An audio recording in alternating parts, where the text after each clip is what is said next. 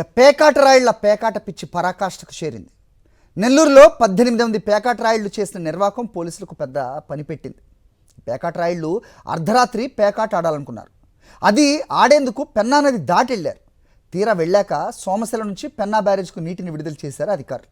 బ్యారేజ్లో 3 వైపులా నీరు రావడంతో 18 మంది ఆటగాళ్లు అక్కడే చిక్కుపోయారు.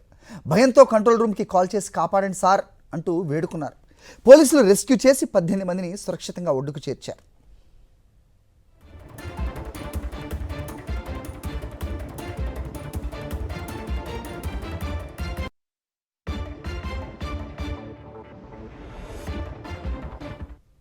పేకాట రాయిళ్ల పేకాట పిచ్చి పరాకాష్ఠకు చేరింది.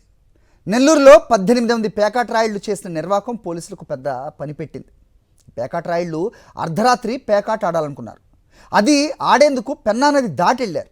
తీరా వెళ్ళాక సోమశిల నుంచి పెన్నా బ్యారేజ్కు నీటిని విడుదల చేశారు అధికారులు. బ్యారేజ్లో 3 వైపులా నీరు రావడంతో 18 మంది ఆటగాళ్లు అక్కడే చిక్కుపోయారు. భయంతో కంట్రోల్ రూమ్కి కాల్ చేసి కాపాడండి సార్ అంటూ వేడుకున్నారు. పోలీసులు రెస్క్యూ చేసి 18 మందిని సురక్షితంగా ఒడ్డుకు చేర్చారు.